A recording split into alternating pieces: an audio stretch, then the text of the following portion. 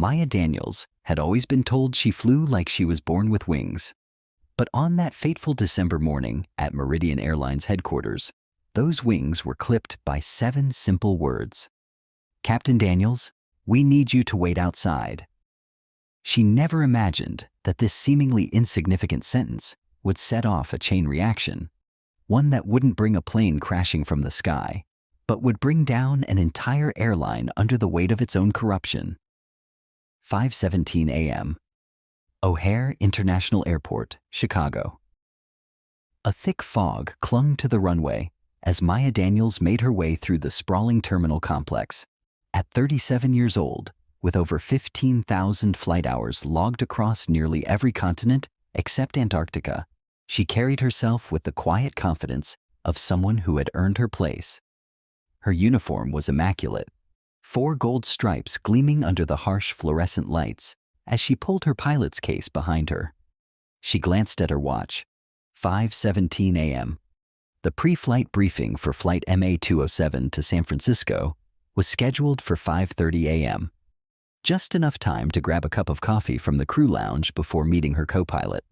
This simple pre-flight ritual usually steadied her nerves. But today felt different. Because today, everything had changed. After months of rigorous testing, interviews, and background checks, she was finally stepping into her new role as senior captain at Meridian Airlines, one of the most prestigious airlines in the country. The moment she stepped into the crew lounge, the shift in atmosphere was almost imperceptible, but she felt it. The subtle pause in conversation, the fleeting glances. She was used to this.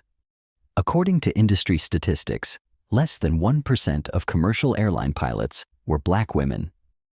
A voice behind her cut through the room's low murmur. "You must be Captain Daniels." Maya turned to find a tall man in his early 50s with salt and pepper hair and the same 4 gold stripes on his uniform. His posture was straight, his expression unreadable. He extended a hand. "Captain Richard Whitmore." Maya shook it firmly. "Maya Daniels, honored to be joining the team." "Richard, please." His smile didn't quite reach his eyes. "I'll be your check captain for the next few weeks. I assume you've reviewed today's flight path?" Maya nodded, her tone crisp. "Yes, sir. Richard, I've memorized Meridian's SFO approach procedures and studied the weather patterns. We're expecting turbulence over the Rockies, but nothing unusual for this time of year." Richard's face remained neutral. "Good. The crew is waiting in briefing room C. I'll see you there in 5 minutes." Then, without another word, he walked away. Maya stood there for a moment, watching him go, a strange feeling twisting in her gut. She'd learned long ago how to read people. When your life depended on split-second decisions in a cockpit, you developed a sixth sense about those around you. And right now, every instinct she had was screaming that something was off.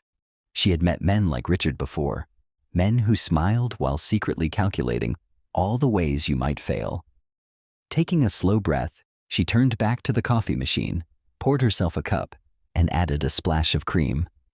As she stirred, she caught sight of her reflection in the machine's polished metal surface. Her father's voice echoed in her mind. "You have to be twice as good to get half as far." She had lived by those words. They had pushed her to graduate top of her class at the Air Force Academy, serve 8 years as a military transport pilot, complete 3 tours in Afghanistan, and transition seamlessly into commercial aviation. And now, here she was. When she walked into briefing room C, the energy in the room shifted again. 6 flight attendants were seated, along with her co-pilot, First Officer James Chen. The young Asian American pilot had just under 5 years of commercial flight experience, and unlike the others in the room, his expression wasn't guarded. He stood immediately and extended a hand, his smile genuine. "Captain Daniels, I've heard great things about you. Looking forward to flying together." For the first time that morning, Maya smiled back. Maybe she had at least one ally on this flight. "Looking forward to flying with you." Before Maya could respond, Executive Operations Director Thomas Barrett entered the room, followed by Richard. Thomas, a tall man with a perpetual frown etched into his face, cleared his throat. "There's been a change of plans," he announced, deliberately avoiding Maya's gaze. "Captain Whitmore will be taking command of Flight 207 today. Captain Daniels, we need you to wait outside while we reassign you." The room fell silent. Maya felt all eyes on her as heat crept up her neck. "May I ask why?" she said, struggling to keep her voice even. "I was scheduled for this flight weeks ago." Thomas glanced at Richard before responding. "It's a matter of experience. San Francisco is a challenging approach, and given your unfamiliarity with our protocols—" "With all due respect," Maya interrupted, "I've flown into SFO 73 times over the past decade, including during severe weather conditions. My qualifications were thoroughly reviewed during the hiring process." "Captain Daniels," Thomas said, his tone hardening, "this isn't up for discussion. Please wait outside." For a moment, Maya considered arguing further, but decided against it. This wasn't the hill to die on. Not yet, anyway. With as much dignity as she could muster, she nodded, set down her flight documents, and walked out. The hallway felt colder than it had moments before. Maya leaned against the wall, her mind racing. In her 20 years of flying, she'd faced discrimination in countless forms, from passengers requesting a different pilot upon seeing her, to colleagues making snide comments about affirmative action. But this felt different, more calculated, more deliberate. 10 minutes passed before the door opened again. Instead of Thomas or Richard, it was James who emerged, looking uncomfortable. "I'm sorry about that, Captain," he said, keeping his voice low. "For what it's worth, I think it's bull nonsense." "What did they say after I left?" Maya asked. James hesitated. "They claimed it was standard procedure for new captains, but—" He trailed off, glancing down the hallway. "Look, I've been here 3 years. I've seen 4 new captains start. None of them got pulled from their first flight." A familiar heaviness settled in Maya's chest. "Thanks for telling me." "There's more," James said, leaning closer. "I've been assigned as Whitmore's co-pilot, but they want you to shadow Flight 422 to Seattle. It's a short hop. They're saying it's to acclimate you to company procedures." He made air quotes with his fingers. Maya nodded slowly. "And who's captaining that flight?" "Harold Wilson." The name struck like a hammer blow. Harold Wilson, Meridian's most senior captain, and according to industry gossip, a man who had vocally opposed diversifying the pilot ranks. Maya had never met him, but his reputation preceded him. "I see," she said quietly. "Maya, Captain," James corrected himself. "If you want to file a complaint, I'll back you up." Maya considered the offer. A complaint on her first day would brand her as difficult, regardless of the merits. She'd spent her career navigating these treacherous waters, knowing when to speak up and when to bide her time. "Let me handle Flight 422 first," she decided. "But I appreciate the offer, James. Not everyone would stick their neck out like that." He nodded, understanding the unspoken calculation. "Good luck with Wilson. He can be old-fashioned." Maya almost laughed at the euphemism. "I've dealt with old-fashioned before." As James walked away, Maya's phone vibrated in her pocket. It was a text from her younger sister, Zoe. "Knock 'em dead on your first day, sis. So proud of you." Maya stared at the message, emotions warring within her. Pride in how far she'd come, anger at the situation, and determination not to let this setback define her. She typed back a quick reply. "All good here. Tell you about it tonight," and tucked the phone away. Flight 422 to Seattle became Maya's personal purgatory. Captain Harold Wilson, a man in his early 60s with thinning gray hair and a permanent scowl, acknowledged her presence with nothing more than a curt nod before proceeding to ignore her entirely during pre-flight preparations. The first officer, a nervous-looking man named Peter Lawson, shot her occasional apologetic glances, but remained silent. Maya sat in the jump seat behind them, observing as they went through the checklist. Wilson's methodical approach to flight preparation was impressive, she had to admit. Whatever his personal failings, the man knew how to fly. But as the Boeing 737 pushed back from the gate, Wilson finally addressed her. "I don't know what kind of operation you came from, Captain Daniels," he said without turning around. "But at Meridian, we do things by the book. No shortcuts, no improvisations." The implication was clear. He assumed she was less rigorous, less professional. "I understand, Captain," Maya replied, keeping her voice neutral. "Standardization is the foundation of safety." Wilson grunted in response, seemingly disappointed she hadn't taken the bait. The flight to Seattle was mercifully short, just under 2 hours. Throughout, Wilson made a point of narrating his actions in a condescending manner, as if Maya were a novice rather than a captain with thousands of hours of experience. She absorbed the humiliation silently, focusing instead on observing Meridian-specific procedures and protocols. During the descent into SeaTac, however, Wilson made an error. Minor, but noticeable.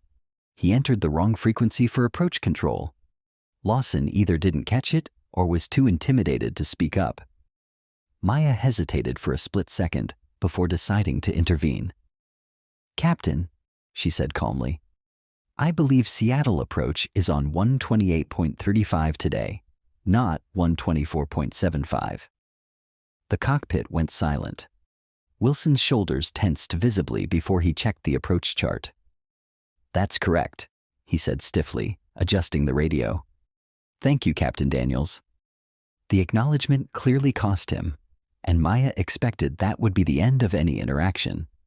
But as they taxied to the gate after landing, Wilson surprised her. "You have a good eye," he said, still not looking at her. "Most wouldn't have caught that." "Thank you, sir." "Don't misunderstand," he continued, his voice hardening. "One good catch doesn't make you Meridian material. This airline has standards, traditions. Not everyone fits." The message couldn't have been clearer if he'd spelled it out. Maya felt a cold anger crystallize within her. "With respect, Captain, traditions evolve. They have to." Wilson finally turned to face her, his pale blue eyes cold. "Not at Meridian. They don't." The rest of the day passed in a blur of passive-aggressive slights and thinly veiled hostility. After returning to Chicago, Maya was informed she would be shadowing different captains for the remainder of the week. All men, all with reputations similar to Wilson's. The pattern was obvious. They were hazing her, hoping she'd quit. That evening, Maya sat in her newly rented apartment in Chicago, a glass of Cabernet in hand, as she video called her sister. "They did what?" Zoe's indignation filled the screen, her lawyer's instincts immediately activating. "Maya, that's textbook discrimination. You could sue them into oblivion." "And then what?" Maya sighed, sinking deeper into her couch. "Be known as the black woman who sued her way into the cockpit? I'd never have the crew's trust." Zoe's frustration was palpable. "So, you're just going to take it? That's not the Maya I know."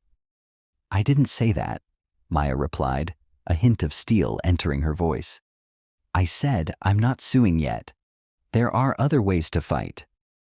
"What's your plan?" Maya took a sip of wine, considering. "I need to understand what I'm dealing with.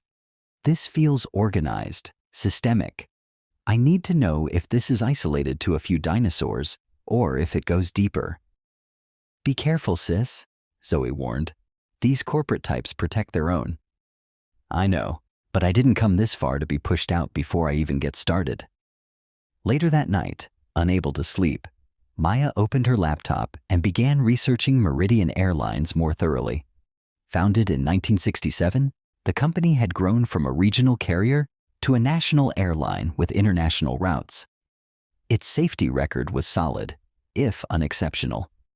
Its leadership was overwhelmingly white and male, with only 2 women on the board of directors, and not a single person of color in upper management. More telling were the employee reviews on various job sites. Scanning dozens of posts, Maya noticed a pattern. Glowing reviews from white male employees contrasted with less enthusiastic ratings from women and minorities, who often mentioned old boy network and unwelcoming atmosphere without providing specifics. Maya dug deeper, searching for any lawsuits or complaints against the airline. She found 3 discrimination suits in the past decade, all settled out of court with non-disclosure agreements. 2 involved female flight attendants. 1 concerned a Hispanic ground crew supervisor. She was about to close her laptop when a news article from 8 months ago caught her eye.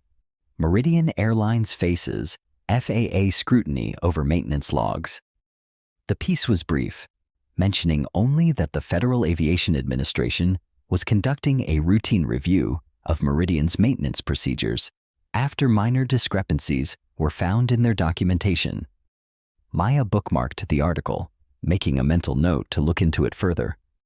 It might be nothing.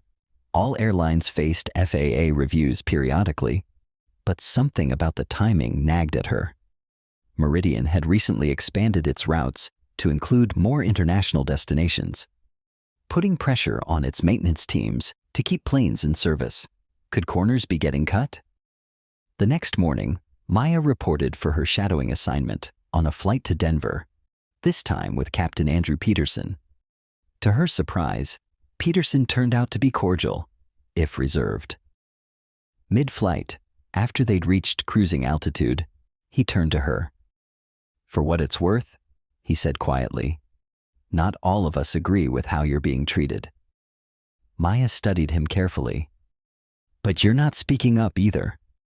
Peterson had the grace to look embarrassed. "It's complicated. Meridian is traditional." That word again, Maya noted, seems to cover a multitude of sins. "Look," Peterson said, lowering his voice further. "Watch yourself around Barrett and Wilson. They've been friends for 30 years. Barrett protects Wilson and his circle no matter what." "No matter what?" Maya pressed. "Even if they're putting safety at risk?" Peterson's expression changed, a flash of unease crossing his features. "I didn't say that." "You didn't have to," Maya replied. "Is there something I should know, Captain?" Peterson faced forward again, his posture stiffening. "I've said too much already. Just keep your eyes open." The cryptic warning stayed with Maya throughout the day. Between flights, she made a point of visiting the maintenance hangar, introducing herself to the ground crew under the pretense of learning Meridian's procedures. Most were polite, but distant. One technician, however, a middle-aged black man named Marcus Jefferson, warmed up when they discovered they had both grown up in Detroit. 23 years I've been keeping these birds in the air," Marcus told her as he inspected an engine cowling. "Seen a lot of changes. Not all good." "How so?" Maya asked casually. Marcus glanced around before answering. "New management's been pushing us to speed things up. More flights, less turnaround time. Some checks that used to be mandatory are now at technicians' discretion." Maya felt a chill. "Is that legal?" "Gray area," Marcus said with a grimace. "They've got fancy lawyers who know how to word things so it sounds kosher. But between us, I wouldn't put my family on some of these planes." Before Maya could press further, a supervisor appeared, eyeing their conversation suspiciously. Marcus quickly returned to his work, and Maya thanked him before walking away, her mind racing with implications. Over the next 2 weeks, Maya endured the humiliation of being treated like a rookie despite her extensive experience. She was assigned to the least desirable routes, given minimal rest between flights, and subjected to excessive scrutiny of her performance. Yet, she persisted, building a mental catalog of every slight, every deviation from protocol, every hint of something more sinister lurking beneath Meridian's polished exterior. She also began forming alliances. James, who continued to express his support. Lauren Kim, a flight attendant who had faced her own battles with the company's culture. and Marcus, who gradually shared more concerning details about maintenance shortcuts. Maya was careful in these conversations, never explicitly stating her suspicions or intentions, but making it clear she valued truth and safety above all. 3 weeks into her employment, Maya was finally assigned to captain a flight, a red-eye from Chicago to Las Vegas, typically unpopular due to the hour and the often rowdy passengers. James was assigned as her first officer, which she suspected was no coincidence. If they expected her to fail, they'd want a friendly witness. The pre-flight inspection raised Maya's first serious red flag. Examining the maintenance log, she noticed discrepancies in the dates of several routine checks. When she questioned the ground crew, they assured her everything was within parameters. Not satisfied, Maya insisted on a more thorough inspection, delaying the flight by 20 minutes, a cardinal sin in the airline industry's on-time departure culture. "Are you sure that's necessary, Captain?" James asked nervously as Maya meticulously went through the aircraft systems. "Dispatch is already asking about our delay." "Better 20 minutes late than not arriving at all?" Maya replied, continuing her checks. "Something doesn't add up in these logs." She eventually cleared the aircraft for departure, but filed a detailed report noting her concerns. The flight itself went smoothly, but upon their return to Chicago the next morning, Maya was summoned to Thomas Barrett's office. Barrett wasted no time on pleasantries. "Captain Daniels, I understand you delayed Flight 889 last night with an unnecessary inspection." Maya sat straight, meeting his gaze. The maintenance logs showed inconsistencies that warranted further examination. "Our ground crew cleared that aircraft," Barrett said dismissively. "You overruled them based on what exactly? A feeling?" "Based on my 20 years of experience and FAA regulations that require complete and accurate documentation before flight," Maya countered. "The intake valve inspection dates didn't align with the service records." Barrett's expression darkened. "Captain Daniels, at Meridian, we value efficiency alongside safety. Delays cost this company thousands of dollars. If you can't trust our established procedures, perhaps this isn't the right environment for you." The threat hung in the air between them. Maya recognized the trap: either back down and ignore potential safety issues, or stand her ground and risk her position. "Mr. Barrett," she said carefully, "are you suggesting I should overlook discrepancies in maintenance logs?" "I'm suggesting you should trust the expertise of our maintenance teams, who have decades of experience with these aircraft." Maya nodded slowly. "I see. Would you mind putting that directive in writing for my records?" Barrett's face flushed. "That won't be necessary. Just use better judgment in the future."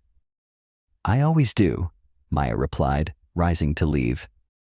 "Safety is my primary judgment call. Always." As she walked out, Maya knew she had just escalated the conflict beyond repair. Barrett wouldn't forget the challenge, and neither would his allies. She was now officially a problem. That night in her apartment, Maya spread out all the notes she'd been collecting.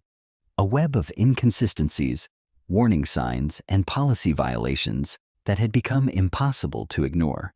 The picture they painted was disturbing. Meridian Airlines appeared to be systematically cutting corners on maintenance, pressuring employees to overlook issues, and creating a culture where raising concerns was discouraged and punished. Maya knew what she had to do, but the consequences would be severe. Her career, which she had built meticulously over decades, would likely never recover. The aviation industry was small, and whistleblowers rarely found welcome elsewhere. Still, she thought of her father, a man who had taught her that integrity wasn't a luxury, but a necessity. "Flying isn't just a job," he told her when she earned her first pilot's license at 19. "It's a sacred trust. People put their lives in your hands." Maya picked up her phone and dialed a number she'd saved weeks ago, but hoped never to use.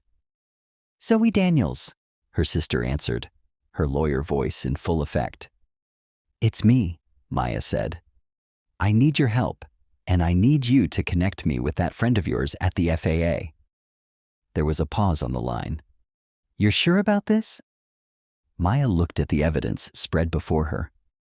I've never been more sure of anything in my life. Okay, Zoe said simply. Tell me everything. The next morning, Maya prepared for her scheduled flight to Boston with a strange calm settling over her. She had spent hours with Zoe outlining her observations, cross-referencing regulations, and preparing documentation. At 3:00 a.m., after Zoe had finally gone to sleep on Maya's couch, Maya had sat alone in the darkness, contemplating the path ahead. Hey everyone, thanks for staying with me through this story so far. It means the world to me. If you're enjoying this journey with Captain Maya Daniels, please hit that subscribe button and drop a comment letting me know where you're watching from. I'd love to connect with you all and hear your thoughts on this story of courage and integrity. Now let's get back to Maya's fight against Meridian Airlines. Before heading to the airport, Maya made two crucial phone calls. The first was to Zoe's contact at the FAA, arranging a meeting for the following day. The second was to a journalist at the Chicago Tribune who specialized in corporate accountability stories. Seeds planted, Maya headed to O'Hare with the weight of her decisions settling firmly on her shoulders.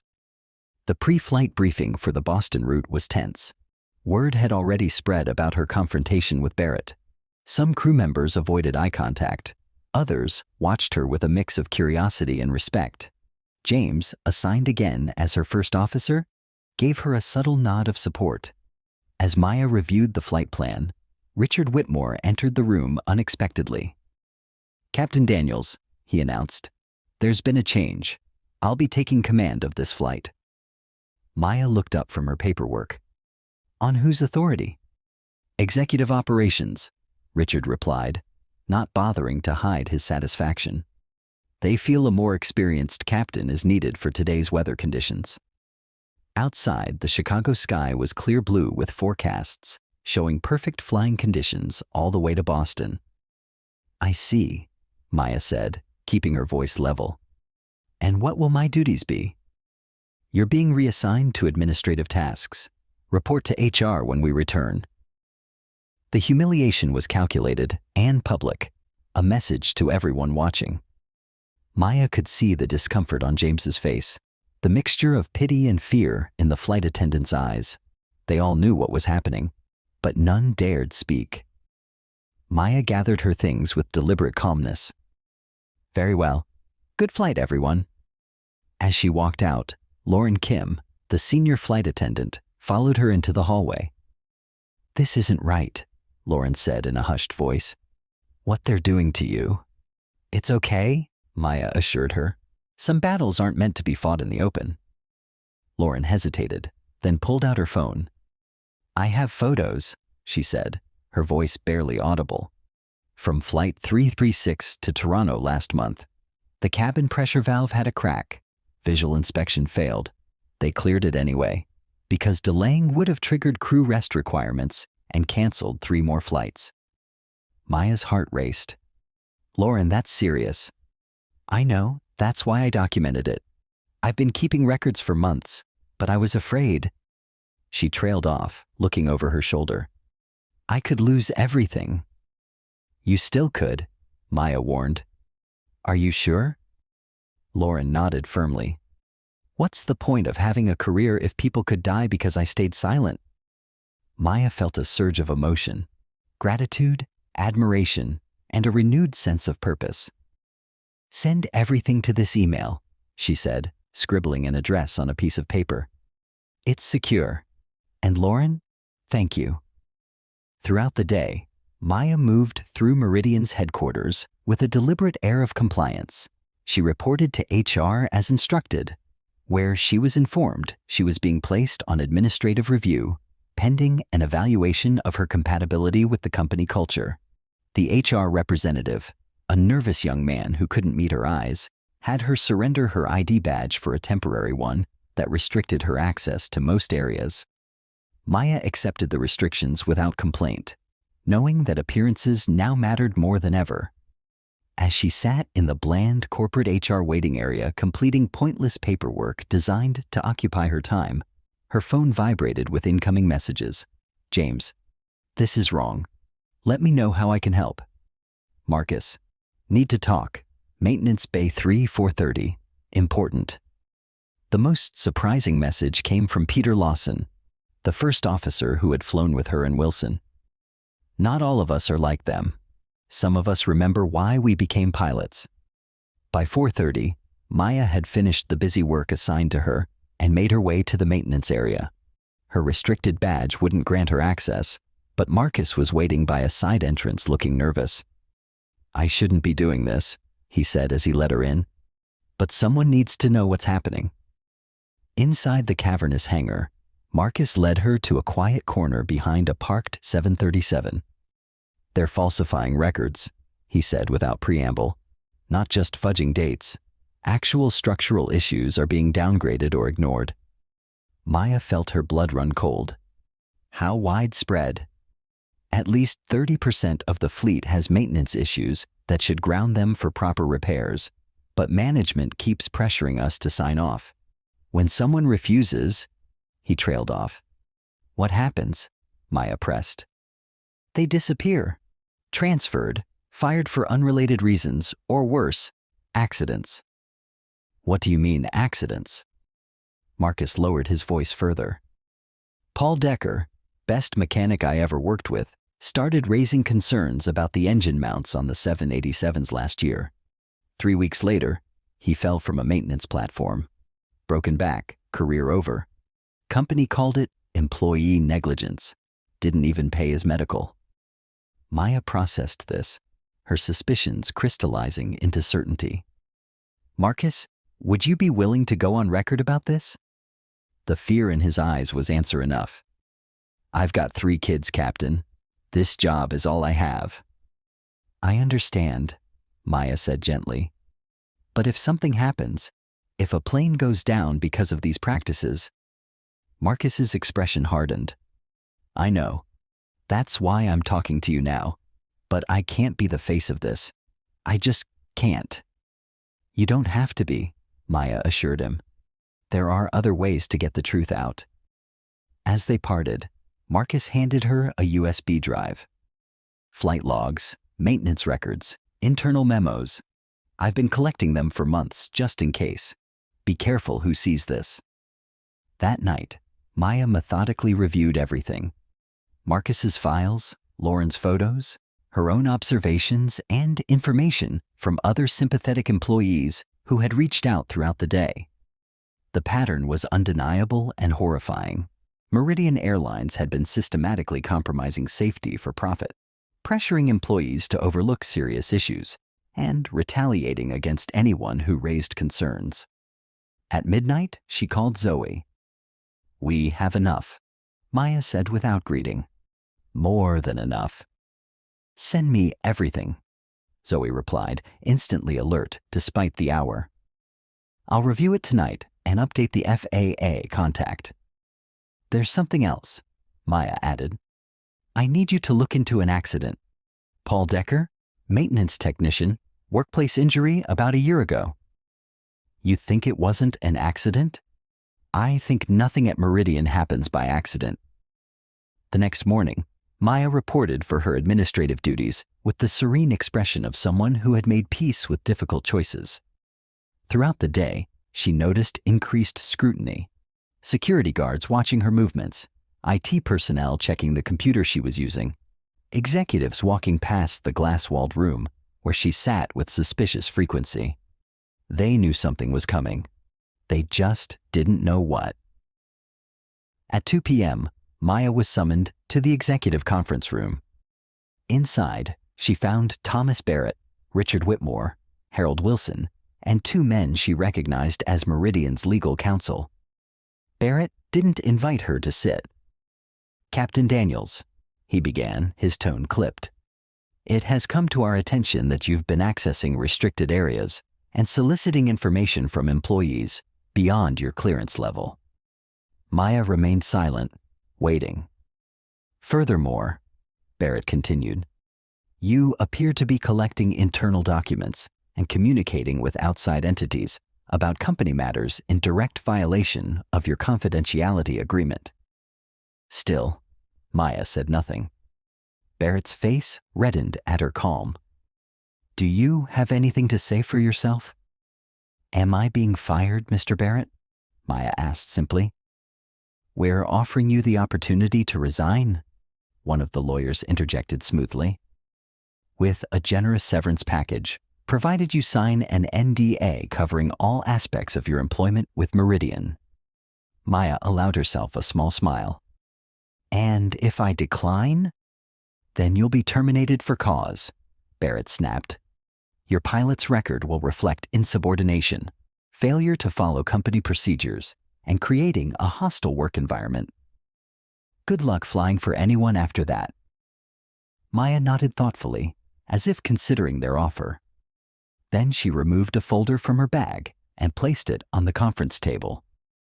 Before I respond, she said calmly, you should know that at 9 a.m. this morning, my attorney submitted a comprehensive report to the Federal Aviation Administration detailing systematic safety violations at Meridian Airlines.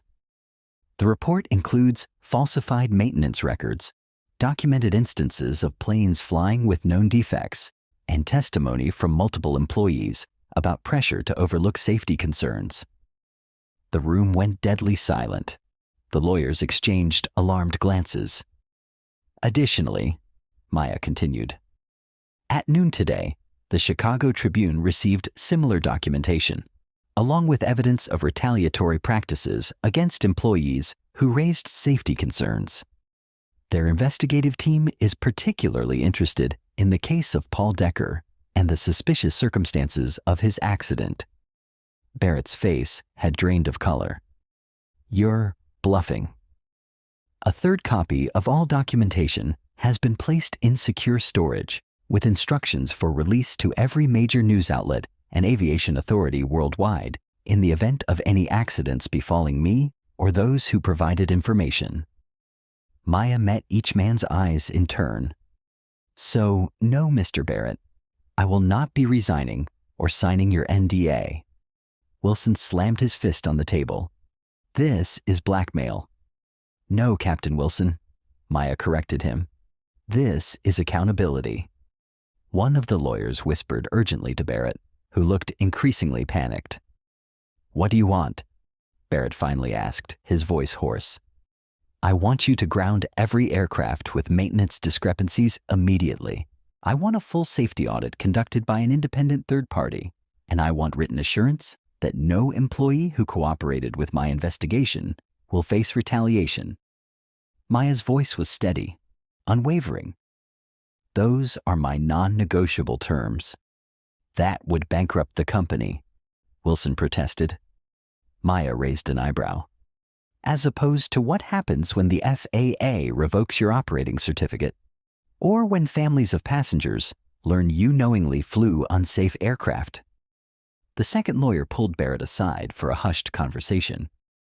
After several tense minutes, Barrett returned to the table, defeat evident in his posture. We'll need time to... You have 1 hour, Maya interrupted. After that, I call my contacts and tell them to proceed with full public disclosure. The next few days unfolded like a slow-motion collapse. Meridian announced an emergency maintenance review, grounding nearly 40% of its fleet. Flights were canceled, passengers stranded, and the company's stock plummeted. The FAA launched a formal investigation, sending teams of inspectors to comb through Meridian's maintenance records and physical aircraft. Maya found herself at the center of a gathering storm. The Tribune's expose hit like a bombshell, followed by coverage from national networks. Former employees came forward with their own stories, creating a damning picture of a once proud airline that had sacrificed safety for profit. Barrett, Whitmore, and Wilson were placed on administrative leave pending the investigation.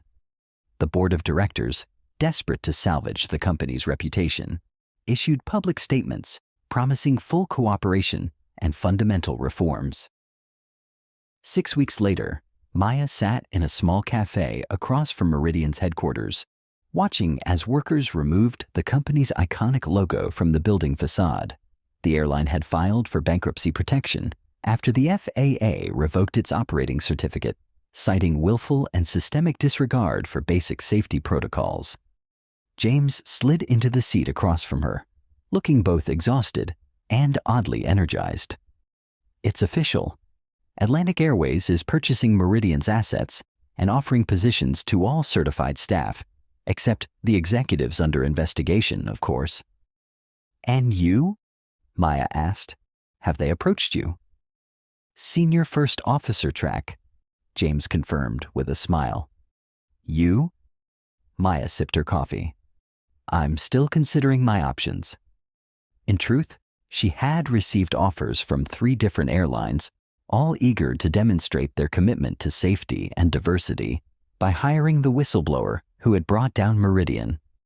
She had also been approached about consulting roles with aviation safety organizations and even a book deal. Whatever you decide, James said seriously, you changed things. Not just at Meridian. The whole industry is doing internal audits now, afraid they'll be next. Maya thought about the cost, the stress, the fear, the sleepless nights wondering if she was doing the right thing. She thought about Marcus, who had been hired as Atlantic's head of maintenance quality control, about Lauren, now training to become a safety officer, about all the employees who had risked everything to stand for what was right. Most of all, she thought about the passengers who would never know how close they had come to disaster, how many lives had been saved by people brave enough to speak up. We all change things, she corrected James gently. All of us together. As they sat there watching Meridian's final dismantling, Maya's phone rang. It was Zoe. Have you seen the news? Her sister asked without preamble. About the Atlantic purchase? James just told me. No, about Barrett and the others. The Justice Department just announced criminal charges. Reckless endangerment, fraud, obstruction of justice. They're facing actual prison time. Maya closed her eyes, a complex emotion washing over her. Not satisfaction exactly, but a sense of completion, of justice served. There's something else, Zoe continued. The FAA is creating a new Aviation Safety Oversight Committee. They want you on it. Maya watched as the last piece of Meridian's logo came down, leaving only the ghost of its outline on the building wall. Tell them I'll consider it, she said. 3 months later, Captain Maya Daniels guided a Boeing 787 Dreamliner into the skies above Chicago, the 4 gold stripes on her sleeve catching the morning sunlight. Atlantic Airways, Flight 207 to San Francisco, climbed smoothly through scattered clouds, carrying 243 passengers who had placed their trust in her hands. In the first officer's seat beside her, a young black woman named Tasha Williams monitored the instruments with focused precision. Beautiful day for flying, Maya commented as they reached cruising altitude. Perfect, Tasha agreed. After a moment's hesitation, she added, Captain, I just wanted to say, what you did at Meridian, it's why I kept pursuing aviation when everyone told me to give up. Maya smiled, remembering her own journey and all the obstacles she had overcome. The sky belongs to all of us, First Officer Williams. Never forget that. As they soared above the clouds, Maya thought about the words that had started it all. Captain Daniels, we need you to wait outside, and how they had set in motion events that transformed an industry. Sometimes, she reflected, the most important journeys begin with a door closing in your face, but the sky has no doors, only horizons waiting to be crossed. Late that evening, as Maya completed her flight log in Atlantic's Modern Operations Center, she noticed a framed quote on the wall that hadn't been there during her previous rotation. It was from her testimony before the Congressional Transportation Committee, words she had spoken when asked why she had risked everything to expose Meridian's practices. In aviation, the truth isn't just a virtue, it's a necessity. The sky forgives many things, but it never forgives lies. She touched the frame lightly, remembering the day she had spoken those words, how her voice had trembled slightly, but her conviction had remained unshakable. In that moment, surrounded by powerful men who had never faced the barriers she had overcome, Maya had found a strength she hadn't known she possessed. Not just the courage to speak truth to power, but the wisdom to understand that some battles transcend personal interests. The aviation industry was changing, slowly perhaps, and with resistance from those who clung to outdated traditions, but changing nonetheless. Atlantic had implemented a blind application process for new pilots, focusing on qualifications rather than names or backgrounds. They had revamped their reporting systems to protect whistleblowers and established an independent safety council with actual authority to ground aircraft without fear of retaliation. And across the industry, other airlines were following suit, recognizing that diversity wasn't just a buzzword, but a safety asset. Different perspectives, spotting different potential problems, creating a more robust system. Maya's phone buzzed with a message from Zoe. Dinner tomorrow? Big news to share. Maya smiled, typing back, Your place. I'll bring wine. As she gathered her things to leave, Maya paused to watch through the window as ground crews prepared aircraft for the next day's flights. Technicians moved with purpose, inspecting, checking, verifying. No corners cut, no details overlooked. In the distance, a plane took off, its lights disappearing into the night sky. Maya had always loved that sight, the miracle of human ingenuity, lifting thousands of pounds of metal into the air, defying gravity through scientific precision and human determination. But now it carried new meaning. Each departing plane represented not just technological achievement, but moral victory, the triumph of integrity over expediency, of courage over complicity. Captain Daniels. Maya turned to find Atlantic's chief pilot, Sarah Chen, approaching with a smile. I've been looking for you, Sarah had said. The Academy of Aviation Safety wants you to speak at their annual conference, something about changing corporate culture from within. Maya laughed softly. Not sure I'm the best example of working within the system. Sometimes breaking the system is exactly what's needed to rebuild it properly, Sarah replied. Will you consider it? Maya looked back at the night sky, at the distant plane, now just a moving star among real ones. Yes, she said. I think I will. In the months and years that followed, Maya became known not just for her skill in the cockpit, but for her unwavering advocacy for safety and equality in aviation. She mentored young pilots from underrepresented backgrounds, testified in support of stronger whistleblower protections, and eventually joined Atlantic's executive leadership team, the first Black woman to serve as vice president of operational safety at a major airline. The industry magazine that had once ignored her achievements now featured her on its cover with the headline, The Pilot Who Changed Aviation. Inside, the article detailed how one woman's stand against discrimination had uncovered a web of dangerous practices and ultimately transformed an industry's approach to both diversity and safety. Maya kept the magazine not out of vanity, but as a reminder for the days when progress seemed too slow, when old attitudes resurfaced in new guises, when the temptation to accept good enough threatened to override the demand for excellence. On those days, she would remember standing in that hallway outside the briefing room, told to wait while others decided her fate. She never waited again, and she taught others not to wait either. Not for permission to speak truth, not for recognition of their worth, not for a place at tables where decisions affecting lives were made.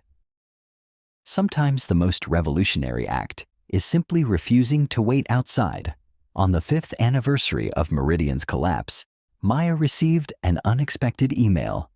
The sender's name made her pause. Richard Whitmore. Captain Daniels, it began formally. You may be surprised to hear from me.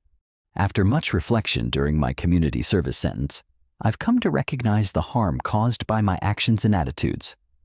While nothing can undo the past, I wanted you to know that your courage forced me to confront truths I had spent a lifetime avoiding.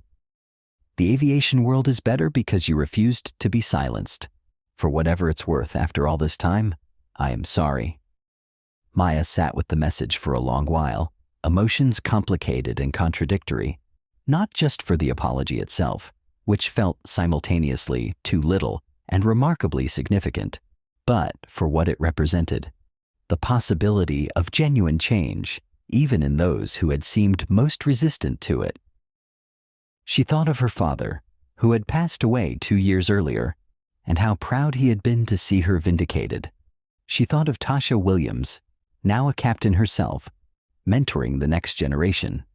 She thought of all the planes landing safely every day because people had found the courage to prioritize lives over profits. Finally, Maya typed a simple reply. Apology accepted, Captain Whitmore. The sky belongs to all of us. As she pressed send, Maya felt something settle within her. Not an ending, but a continuation. The story of Meridian Airlines and its downfall had become part of aviation history, a case study in ethics courses and safety manuals. But Maya's own story continued to unfold page by page, flight by flight, truth by truth. The airline industry, like society itself, remained imperfect, still struggling with biases both obvious and subtle, still balancing competing priorities of profit and safety, still needing voices brave enough to speak unwelcome truths. But change had taken root, growing steadily through cracks in old systems. And somewhere over the vast American landscape, Captain Maya Daniels guided her aircraft through the boundless sky, a sky that had never cared about the color of the hands on the controls, only about the competence, courage, and integrity of those who dared to navigate its endless blue frontier. The horizon stretched before her, open with possibility. Maya smiled and flew on,